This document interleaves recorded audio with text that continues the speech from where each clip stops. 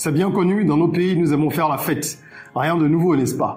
Pourquoi est-ce qu'on n'exploite pas cette habitude, ces habitudes socio-culturelles ancrées véritablement dans nos pays? Pourquoi est-ce que nous ne les exploitons pas? Eh bien, certaines personnes ont compris depuis longtemps qu'il y avait de l'argent à se faire autour de la fête. Aujourd'hui, je veux vous amener à réfléchir également à cela en vous présentant une idée de business. Ce n'est rien que vous ne connaissiez pas, c'est un business que vous connaissez ou auquel vous avez déjà pris part, mais de façon passive. Et je vais vous proposer aujourd'hui d'y prendre part de façon active. Je vais vous dire de quoi il s'agit, vous parler des atouts et des challenges de ce business, combien il faut investir et combien on peut espérer gagner, même si ce sont des estimations, elles sont très réalistes. Je vous demande donc de prendre de quoi noter, on en parle tout de suite. Je suis Régis Saizy, entrepreneur multipotentiel, conférencier, formateur et artiste. Je partage avec vous sur cette chaîne du contenu propulsif pour vous aider à rêver, oser et créer. Hello les rocks, j'espère que vous êtes solides. Moi je suis en parfaite forme et je suis plein de gratitude envers l'univers. Si tu es sur cette chaîne pour la première fois, je te souhaite la bienvenue, welcome on board. Ici on rêve, on ose, on crée. D'où notre mantra soyons rock, les 3 lettres R-O-C, soyons rock. Abonne-toi et active la cloche de notification si tu es intéressé par les sujets relatifs au business, au développement personnel, à l'éducation financière et à l'actualité africaine. Tout ce que nous abordons ici comme sujet, nous le faisons dans un seul but: t'aider à accélérer ta croissance personnelle et professionnelle. Rejoins donc la communauté rock. Alors aujourd'hui, je veux présenter une idée de business, encore une. On a passé la barre des 100 idées de business présentées en vidéo sur cette chaîne et je continuerai à distiller ce que j'ai comme connaissance ou alors comme idée simplement parfois, ou des choses que j'ai vues sur un marché qui ne sont peut-être pas encore exploitées sur un autre. Eh ben, je continuerai à partager ça avec vous parce que je pense que ça aide certaines personnes à avancer dans leur réflexion. Et au-delà de ça, ça aide aussi des gens à passer à l'action. On reçoit des témoignages et je vous remercie d'ailleurs à vous qui nous envoyez des messages de temps en temps pour nous dire que vous appréciez ce qu'on fait et que vous avez pu faire telle ou telle chose grâce au contenu partagé. Voilà, ça fait toujours plaisir. Mettez un petit like si vous aimez les contenus que nous diffusons. Aujourd'hui, on va parler de la fête. Et le business que je veux vous présenter, il est très simple. Il s'agit de mettre en place une salle de fête. Salle de fête, mais avec une particularité. La particularité va être la suivante. Nous allons proposer des services, on va dire, intégrés, si vous voulez. De toute façon, ça va être des services à forte valeur ajoutée. Parce que lorsque vous regardez autour de vous, dans votre environnement, si vous êtes en Afrique ou si vous vous rendez de temps en temps en Afrique, vous verrez que les salles de fête, elles sont louées et vous venez y faire ce que vous voulez une fois que vous avez payé. C'est vous qui gérez tout le reste. Alors nous, on va proposer un service clé en main. Bien sûr, on va laisser le choix aux clients. Ceux qui veulent loueront simplement l'espace, simplement entre guillemets, parce que c'est quand même le gros du lot, et vont pouvoir déployer leur événement comme ils le désirent. Ceux qui souhaitent également avoir un service clé en main pourront donc travailler avec nous et bénéficier des services complémentaires que nous allons mettre à leur disposition, à savoir par exemple un espace qui va être dédié aux jeux pour les enfants. Ça, on va le concevoir, cet espace-là. Il sera là, les gens pourront le louer. Ça va être comme un add-on, c'est-à-dire un service complémentaire quand on loue, ou alors décider de ne pas le prendre. Mais croyez-moi, la plupart des gens vont souscrire à ce service parce que les enfants, quand il y a une salle pour eux, c'est top. S'il y a une salle de jeux, en plus, avec quelques jeux, bien sûr, des jeux qui sont assez facile à maîtriser pour éviter qu'il y ait des dérapages. Mais tant qu'il y a ce type d'activité, eh ben, ça marche toujours. Les salles de fête sont très demandées. Pourquoi? Parce qu'on célèbre aussi bien les mariages que les anniversaires, que les communions et plein d'autres événements. Et donc, c'est un business juteux. On va le voir en détail tout au long de cette vidéo. Il y a également des événements corporate que vous pouvez proposer aux entreprises qui organisent parfois les 10 ans de la société, même les 2 ans, les 3 ans, ou alors des cérémonies de remise de trophées, des cérémonies de distinction, etc. Donc, vous êtes sur du B2B autant que sur du B2C. Et la problématique à laquelle nous venons répondre, elle est très simple. Il n'existe pas, ou en tout cas très peu, de salles de fête qui proposent justement des services complémentaires et des services clés en main. Et nous, on va apporter ça comme innovation, d'accord? On va permettre aux personnes qui ne veulent pas aller chercher une agence événementielle ou alors un particulier qui va s'occuper de ça ou qui ne veulent pas s'en charger elles-mêmes, soit parce qu'elles n'ont pas le temps, elles n'ont pas l'envie de le faire, eh ben, on va leur proposer cette alternative-là. Quels sont les raisons pour lesquelles le business va marcher. Je viens de parler du point fort. Déjà, en parlant de la problématique, c'est que nous avons ici de la gestion événementielle qui est intégrée à notre offre. Et ça, c'est un plus. Il y a le fait que la fête, oui, soit également culturellement ancrée, hein, socio-culturellement dans nos habitudes, qui fait que forcément, la demande est très élevée. La demande est élevée et la démographie qui ne cesse de croître, de gonfler dans la plupart des pays africains, pour ne pas dire tous, va favoriser évidemment ce type de business, va favoriser l'expansion de ce type de business-là. Donc vous aurez toujours davantage de demandes. Et il y a les classes moyennes aussi qui sont en expansion. Et donc il y a plus de ressources financières qui peuvent être mises à disposition pour ce type d'événements, par les particuliers autant que par les entreprises. D'accord? Le fait également de diversifier les services, c'est quelque chose qui va être un atout parce que vous allez proposer de la décoration. Hein? Par exemple, vous allez proposer également du DJing. Donc, vous pouvez avoir ces services-là que vous proposez, que ce soit le DJ, que ce soit la déco, que ce soit des animations, que ce soit le traiteur.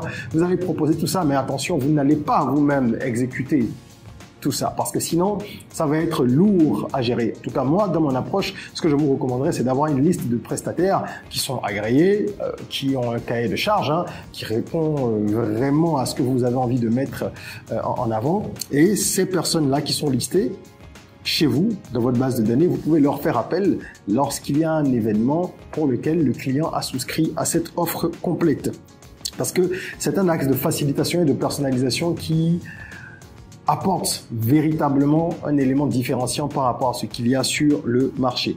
Donc, ce sont des atouts, quelques atouts hein, de ce business-là. Et je voudrais également évoquer avec vous les challenges. Parce que à chaque fois que je présente un business ici, j'aime miser sur la transparence et la franchise. On ne peut pas dire qu'un business est génial à 100%. Il y a des contraintes. Et moi, je vous donne un aperçu, même si je rentre quand même un peu dans les détails, d'accord, des challenges, des atouts et tout ça, pour qu'ensuite vous puissiez creuser l'idée, si ça vous intéresse, et éventuellement que vous puissiez faire une étude de marché, un business plan, etc., avant de vous lancer si vous voulez aller plus loin. Nous fournissons également des services de business stratégie pour ceux que ça intéresse, un peu partout en Afrique depuis une douzaine d'années, c'est-à-dire étude de marché, justement, business plan marketing, accompagnement à la mise en route, etc. Et je peux également vous accompagner à travers des séances de coaching consulting si vous avez des problématiques business ou des problématiques développement personnel. Si cela vous intéresse, checkez dans la description, vous trouverez tous les liens pour nous contacter. Nous allons maintenant parler des challenges comme je le disais. Le premier challenge, c'est un challenge évident, la concurrence. Eh bien oui, des salles, il y en a tout plein, de toutes les sortes et pour toutes les bourses. Ce que vous allez apporter, vous, comme je dis encore une fois, c'est cette capacité à pouvoir conseiller les gens comme une agence événementielle pour qu'ils puissent mettre en œuvre l'événement avec votre appui et pas juste leur remettre une salle en disant « Allez, prends la salle et fais ce que tu veux ». Ça aussi, ça marche. Mais moi, je dis toujours qu'il faut trouver un moyen de se différencier sur un marché. Surtout quand on arrive sur un marché qui est déjà occupé, même s'il y a encore beaucoup de place pour les nouveaux arrivants. Ensuite, le coût initial de ce projet, c'est un coût qui est quand même élevé. Nous allons le voir en détail dans la section suivante. Je n'avais pas ici un projet pour lequel on peut se lancer avec 1 million de francs CFA ou 2 millions de francs CFA. Non, il faut bien plus. Et je vais vous expliquer comment est-ce que vous pourriez faire. Mais il faut bien plus. Donc, ça peut être une contrainte qui amènerait certains à ne pas poursuivre la réflexion quant à ce projet en fonction de leurs ressources. Mais n'oubliez pas qu'il y a plusieurs manières de mobiliser du financement. Si c'est vraiment quelque chose qui vous intéresse, il ne faut jamais abandonner uniquement en raison du financement. Il faut trouver le moyen de mobiliser les fonds, même si c'est de façon progressive, en passant éventuellement par des phases intermédiaires. Nous avons ensuite, comme challenge, la qualité de service. Et ici, je voudrais lier aussi la logistique, même si ce sont deux choses différentes. Parce que la logistique va jouer en grande partie sur l'appréciation de la qualité de service. La logistique, c'est vraiment tout ce qui va concerner les aspects à prendre en compte lorsqu'on organise un événement. Ça va être, est-ce qu'il y a les chaises, est-ce que la sonnerie est au point, est-ce que les lumières fonctionnent, est-ce que ceci, est-ce que cela. Donc, c'est une façon de regarder la qualité de service ou de pouvoir évaluer, je dirais plutôt, la qualité de service. Voilà pourquoi je dis que je lis les deux. Donc, ce sont là quelques-uns des challenges auxquels vous serez confrontés si vous décidez d'aller dans cette aventure-là. Mais pour toute difficulté, il y a des solutions, n'est-ce pas? Donc, plus important, c'est d'identifier à l'avance les difficultés et ensuite de réfléchir à des stratégies pour pouvoir faire tomber les barrières. D'accord? Nous allons maintenant parler de l'investissement nécessaire pour ce projet. Et je marque une petite pause pour vous donner une information. Notre programme d'accompagnement intensif pour entrepreneurs, le Business Rocket Camp, est de retour. Après la première édition qui a été un franc succès, nous allons lancer donc la seconde cohorte. Les inscriptions sont déjà ouvertes. Il vous suffit de cliquer sur le lien prévu à cet effet dans la description. Et c'est un programme en fait qui dure 4 semaines pendant lesquelles vous avez une approche pluridimensionnelle du business. Parce qu'un entrepreneur, c'est un chef d'orchestre. Il doit connaître plusieurs disciplines et mettre en musique les personnes qui travaillent pour lui. Donc, dans ce programme, nous parlons aussi bien de business stratégie que de développement personnel. Nous parlons également de ressources humaines, de finances, de comptabilité. Nous parlons de management. Bref, il y a une dizaine de domaines d'expertise qui sont abordés à travers des masterclass, des webinaires avec des intervenants de haute volée et des outils pratiques mis à votre disposition pour que vous ne restiez pas sur de la théorie, mais que vous puissiez appliquer ce qu'on vous enseigne et l'adapter à votre projet au fur et à mesure. Les places sont limitées. Je vous recommande donc de vous inscrire dès maintenant si vous avez un business que vous voulez lancer ou si vous avez déjà un business qui tourne, mais que vous avez du mal à passer à la vitesse supérieure. Alors, ici, la première rubrique à financer, ce sont les infrastructures, n'est-ce pas? Et ça, c'est le plus gros, parce qu'il faut la salle en elle-même. Généralement, les personnes qui se lancent dans ce business ont elles-mêmes leur terrain et vont construire là-dessus. Si vous avez un terrain, vous pouvez donc construire si vous en avez les moyens, ou en tout cas déjà budgétiser, pour voir comment mobiliser les fonds ensuite. Si vous n'avez pas le terrain, il faudra en acquérir et penser à construire. Mais vous pouvez également partir sur un bail amphithéotique. Vous savez, ce sont ces bails longue durée-là qui font du locataire un quasi-propriétaire. Il a des droits de quasi-propriétaire, en fait. Et ce sont des bails qui vont durer, qui vont durer 99 ans. Généralement. Donc, vous pouvez regarder de ce côté-là. Il y a des particuliers qui le font. Il y a également des domaines qui appartiennent à l'État et qui ne sont pas utilisés et pour lesquels vous pouvez rentrer en négociation. Là, c'est toujours un peu délicat parce que bon, vous savez pas à quel moment l'État va décider que il y a un projet qui doit finalement être installé là. Enfin, c'est un peu plus complexe, je pense. Mais ce sont des options que je vous présente, n'est-ce pas? Ce qui est sûr, c'est que ce n'est pas commode d'aller louer un espace pour faire des locations de salles de fête. C'est pas comme pour la location saisonnière résidentielle où on peut louer un appartement, le sous-louer, les gens viennent rester 4 jours, 5 jours, 10 jours, ils s'en vont. Non, c'est assez rare. Moi, j'ai jamais vu en tout cas de personnes qui vont louer un espace pour elles-mêmes faire des salles de fête. Donc c'est ça la contrainte véritable et il faut pouvoir financer ça. Ensuite, vous avez tout ce qui est équipement. Bien sûr, la sonorisation, les jeux de lumière, le mobilier également. Il faut pouvoir équiper pour aménager l'espace convenablement. Prendre également les jeux dont j'ai parlé pour une salle attenante qui permettrait aux enfants de pouvoir se divertir. Et puis, vous allez ensuite financer tout ce qui va être marketing et charge du personnel, enfin charge opérationnelle en général. Mais le personnel ici, c'est quand même modéré. Vous n'avez pas 1000 personnes et ce ne sont pas des postes pour lesquels vous allez recruter des profils qui vont vous coûter très cher. Il faut 1 ou 2 personnes à l'administration, peut-être un commercial, je dis bien peut-être, parce que vous pouvez vous-même faire le travail du commercial, en tout cas au départ, et puis c'est tout. D'accord? Donc globalement, je dis c'est tout, mais l'addition elle est quand même salée. Moi, de mes estimations, on ne peut pas faire grand-chose avec moins de 30 millions si on veut se lancer dans ce projet. Avec moins de 30 millions de CFA, ça va être difficile. Parce qu'il y a déjà, comme je disais, la construction, si vous avez un terrain, c'est là que je parle de 30 millions. Et encore, il faudrait voir quelles sont les dimensions des salles. Est-ce qu'avec 20 millions, on peut faire quelque chose et gagner 10 millions pour le reste? Ou si vous avez déjà un bâtiment qui existe et qui n'est pas habité, qui n'est pas valorisé, vous pouvez faire la rénovation et après avoir réfectionné donc ce bâtiment-là, l'utiliser. Globalement, entre 30 et 50 millions, c'est ce qu'il faut prévoir. C'est un projet qui est assez lourd financièrement, mais attendez de voir ce que ça rapporte et vous comprendrez que ça en vaut peut-être la peine. Je m'adresse surtout aux personnes qui ont des ressources financières, qui se demandent dans quoi investir, qui ont suffisamment de ressources, je veux dire, ou qui ont la capacité de mobiliser des ressources. Ceci peut être une très bonne piste pour vous. Pourquoi? Parlons des revenus projetés. Vous avez ici des revenus à 2 niveaux.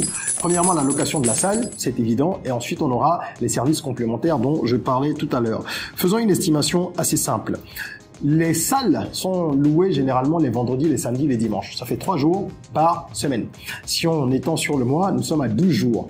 Et nous allons appliquer ici un taux d'occupation de 70%.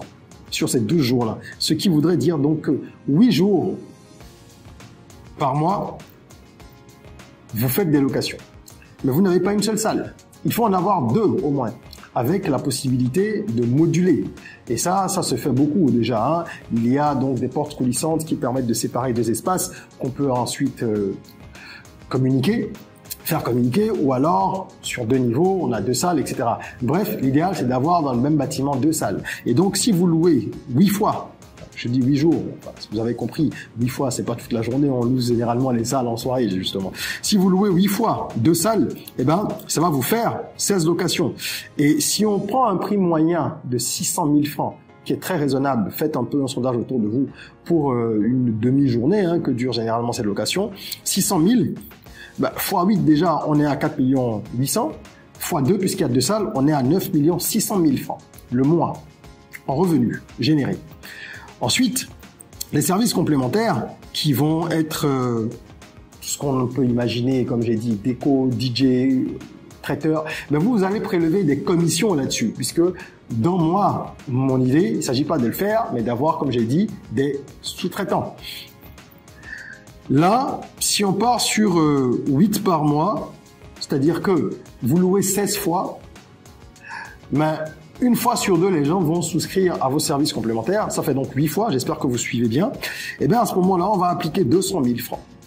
Pourquoi 200 000 francs? Parce qu'on fait une estimation, on se dit que pour organiser une fête, les gens ont dépensé 2 millions, à part la location de la salle. Je suis encore à minima, hein, comme d'habitude, dans mes prévisions, pour que vous ne pensiez pas qu'on avance des chiffres comme ça à la volée. Non, c'est vraiment un minima, parce qu'une fête à 2 millions, franchement, il n'y a pas grand-chose.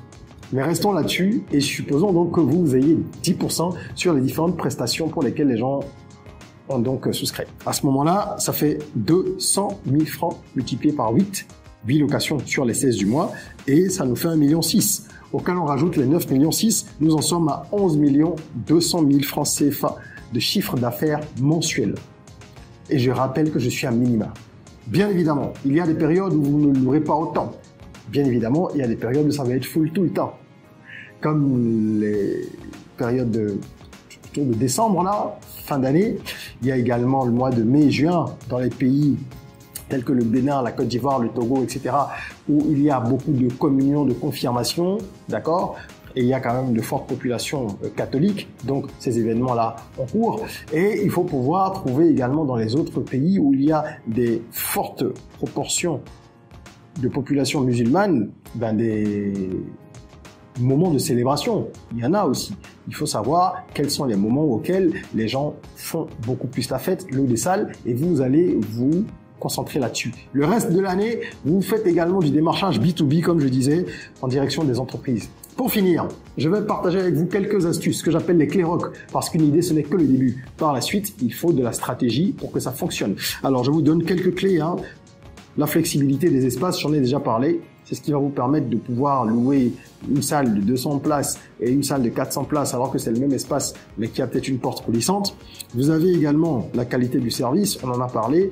Au-delà de tout, si les gens viennent chez vous et qu'ils ne sont pas satisfaits, même si vous investissez des milliards, ils ne reviendront pas. Si à chaque fois le groupe électrogène a du mal à prendre le relais quand il y a une coupure d'électricité, ou que la sono est vraiment pas top, et à ce moment-là, vous allez perdre de la clientèle. Dans le même temps, si vous faites les choses convenablement, le bouche à oreille fera le job pour vous. Et je finirai par 2 points, l'innovation à travers justement ces services intégrés qu'on propose, la salle de jeu pour les enfants et également le marketing ciblé qui est à prioriser. Il faut pouvoir communiquer en direction des personnes qui vont pouvoir louer vos services. Ça se fait à travers les réseaux sociaux avec une bonne présence digitale, mais également sur le terrain. Il n'y a pas que le below the line, il y a le above the line aussi en termes de stratégie. Et donc, vous devez avoir une approche transversale. Voilà. Merci d'avoir suivi cette vidéo. Si elle vous a plu, mettez un petit like, partagez-la pour que le maximum de personnes puissent bénéficier de ce contenu. Et je serais curieux que vous me disiez en commentaire ce que vous pensez de ce business. Est-ce que c'est quelque chose qui marche dans votre pays et qui pourrait continuer à marcher si un nouvel acteur arrivait? Comme ça, en discutant, on pourra les uns les autres apporter nos connaissances, nos avis et s'enrichir mutuellement. En attendant qu'on se retrouve pour une nouvelle vidéo, prenez soin de vous, de votre corps, mais aussi surtout de votre mind. Rêvons, osons, créons, soyons rock.